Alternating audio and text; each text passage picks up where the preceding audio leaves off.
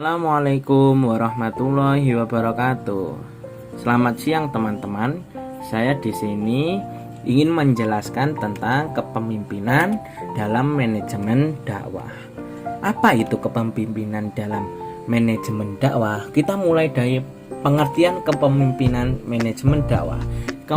Kepemimpinan merupakan kesatuan yang tidak dapat dipisahkan dari manajemen dakwah, karena kepemimpinan yang bertanggung jawab atas jalannya semua fungsi manajemen dakwah, mulai dari perencanaan dakwah itu tersendiri, yaitu bisa disebut planning, pengorganisasian dakwah atau organizing, pelaksanaan dakwah atau actuating, dan pengawasan dakwah atau controlling di dalam sebuah organisasi.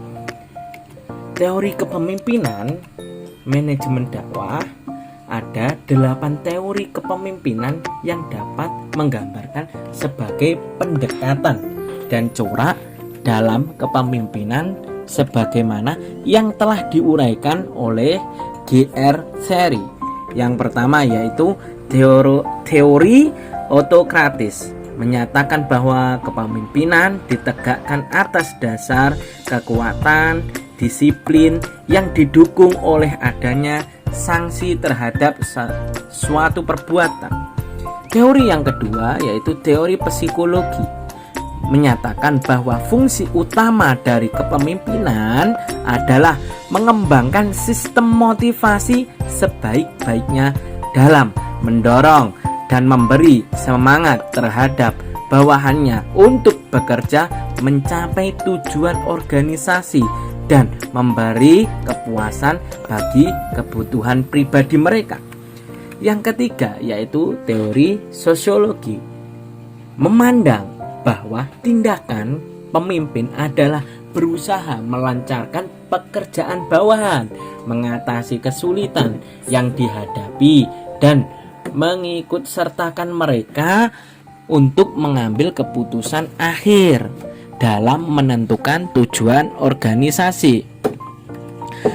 Teori yang keempat, teori suportif atau teori bantu, menegaskan bahwa kepemimpinan dapat berjalan secara baik dengan jalan membantu para bawahan agar dapat bekerja dengan baik pula. Teori yang kelima yaitu teori laissez-faire.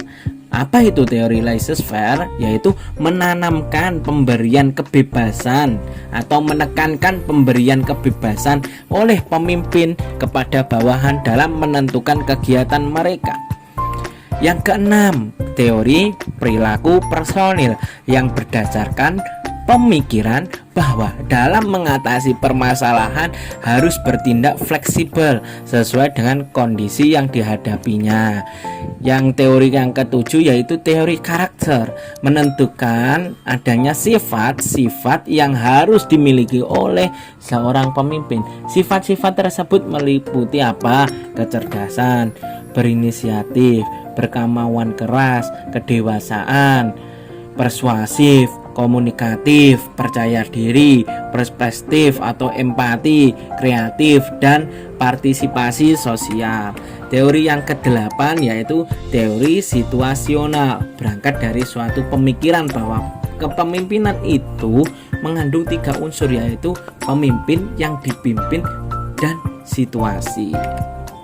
Karakteristik kepemimpinan. Dalam proses kepemimpinan diperlukan suatu kemampuan dan keterampilan untuk mempengaruhi orang lain dalam berpikir dan bertindak sedemikian rupa sehingga dapat mencapai tujuan bersama bermanfaat yang dapat memajukan sebuah masyarakat yang dipimpinnya. Toto Tasmara mengemukakan bahwa manajer dakwah harus dibekali dengan sifat-sifat Rasulullah Shallallahu Alaihi Wasallam. Sifat-sifat tersebut meliputi Siddiq, yaitu sifat ini muncul akhlak mulia seperti jujur pada diri sendiri, jujur terhadap orang lain, jujur terhadap Allah.